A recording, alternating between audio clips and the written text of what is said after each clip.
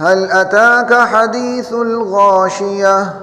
وجوه يومئذ خاشعة عاملة ناصبة تصلى نارا حامية تسقى من عين آنية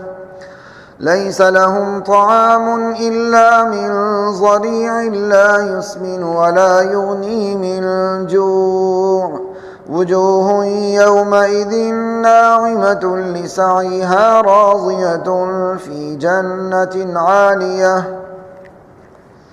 لا تسمع فيها لاغية فيها عين جارية فيها سرر مرفوعة وأكواب موضوعة ونمارق مصفوفة وزرابي مبثوثة أفلا ينظرون إلى الإبل كيف خلقت وإلى السماء كيف رفعت وإلى الجبال كيف نصبت وإلى الأرض كيف سطحت فذكر إنما